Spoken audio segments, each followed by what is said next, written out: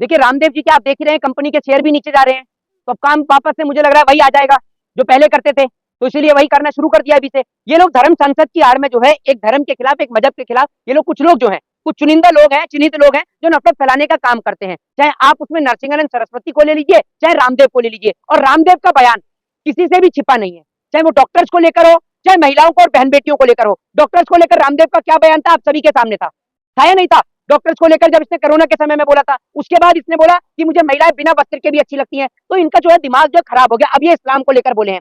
एक बात बताइए, ये कहकर इन्होंने वो जो देश के तमाम स्वतंत्रता सेनानी थे, चाहे वो अशफाकुल्ला खां हो, चाहे फिर वो अब्दुल कलाम आजाद हो, चाहे मीर उस्मान अली हो, चाहे बहादुर शाह जफर हो, तमाम सभी लोगों का, स्वतंत्रता सेनानियों को अपमानित करने का काम किया है। क्या अब्दुल कलाम आजाद इस प्रवृत्ति के थे? मैं आपसे पूछना चाहता हूँ।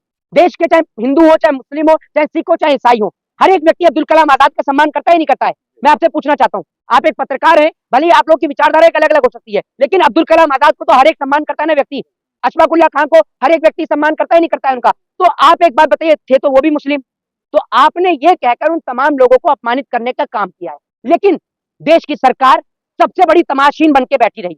वो देश की सरकार जो इस प्रकार के जो बयान देने वाले बाबा हैं उनको उठाकर जेल में बंद नहीं किया, इसका मतलब ये है कि स्वतंत्रता सेनानियों का अपमान सरकार खड़े होकर खुद दिखवा रही है। करने से शेयर बढ़ जाएंगे बाबा? एक बात आप मुझे बताइए, नहीं बाबा के शेयर नहीं बढ़ेंगे, बाबा का काम अब क्या है ना, अब आप समझ लीजिए बिजनेस तो ठप होता जा रहा है धीरे धीरे, फिर बाबा के पास काम क्या बचेगा?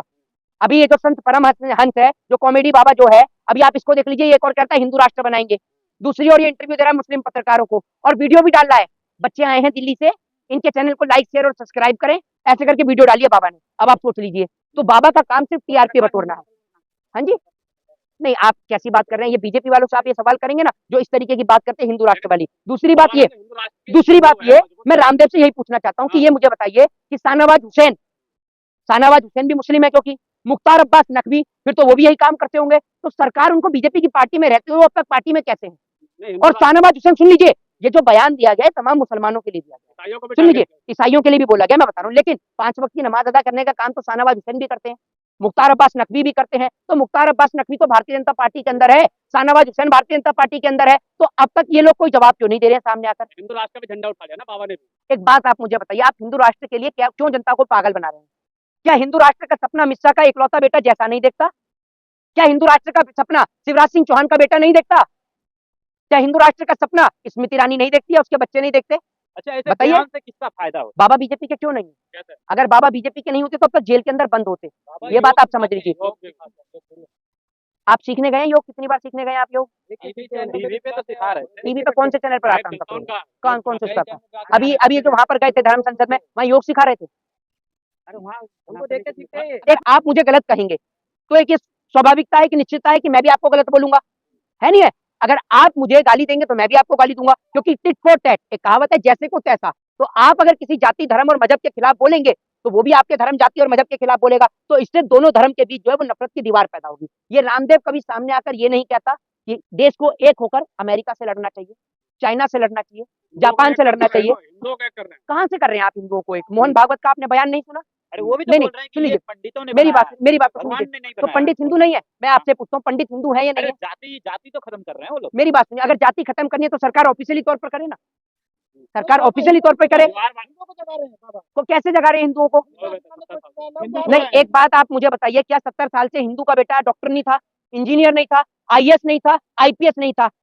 तब का तो मुझे पता नहीं, लेकिन अब का मैं आपको बता देता हूँ कि अब आप देख लीजिए, अब तो हिंदू के बच्चों को एक नेता सामने आकर ये नहीं कहता कि हिंदू के बच्चे को कलम उठाना चाहिए। क्या हिंदू का बच्चा हाथ में कलम उठाकर ताकत से नहीं रह सकता? आपको इस देश का चौथा स्तंभ कहा जाता है, आप कलम पे भरोसा करते हैं या हथियार पर? मैं आपसे पूछना चाहता हूँ, कलम पे भरोसा रखते हैं ना, तो आप क्या कहते हैं अपने बच्चों को भी, अपने परिवार के लोगों को भी कि आप कलम पे भरोसा करिए, यही बोलते हैं ना? क्या आपने कभी किसी को बोला है कि भाई आप हथियार पे भरोसा करिए? तो रामदेव जैसे लोग जो है हिंदू मुसलमान के बीच एक नफरत को पैदा करने का काम करते हैं। तिलक नहीं लगवाया, उसको बवाल कर दिया कि तिलक क्यों नहीं लगवा रहे हैं। एक बात आप मुझे बताइए, कोई व्यक्ति तिलक लगवाता है नहीं लगाता है? अब आप एक बात मुझे बताइए, अब देश के अंदर अगर कोई प्रोग्राम है मुस्लिम भाइयों का और वहां हिंदू पहुंचते हैं, तो अगर वो हिंदू नहीं लगाता अपने सर पे टोपी, तो आप उसको क्या कहेंगे? क्या कहेंगे कि मतलब वो किसी धर्म से नफरत करता है? नहीं नहीं, कैसी बात आप करें, मेरी बात सुनिए, सबका अपना अपना एक धर्म है। अब आप जब गुरुद्वारे में जाते हैं तो आपको अपने सर को ढकना ही पड़ेगा, आपको अपने सर को ढकना ही पड़ेगा। ये एक गुरुद्वारे की एक परंपरा है कि हर एक, चाहे बहन हो, चाहे बेटी हो, चाहे माताएं बहनें हो, चाहे भाई हो, छोटा सा बच्चा भी क्यों ना हो, वो अपने सर को ढकने के लिए जाता है, क्योंकि जब आप वाहिगुरु के पास जाते हैं, है ना? तो आप इसको क्या कहेंगे कि वो आप जबरदस्ती आपके ऊपर करवाया जा रहा है, आप अपनी इच्छा के अनुसार जा रहे हैं। दूसरी बात ये है कि कोई व्यक्ति अगर तिलक लगवाता है या नहीं लगवाता है, कोई टोपी पहनता है या नहीं पहनता है, आप उससे उसकी देशभक्ति का या उसके राष्ट्रवादी होने का प्रमाण नहीं दे सकते। महंगाई बढ़ी है, सब मुद्दे क्यों आ गए? महंगाई को छिपाने के लिए ये सब मुद्दे लाए गए ताकि लोगों का ध्यान जो है वो भटकाया जा सके। बाबा का शेयर नीचे आ गया है, जब देश में इस प्रकार की नफरत फैलाएंगे तो यही हाल होगा। जय हिंद, जय भारत।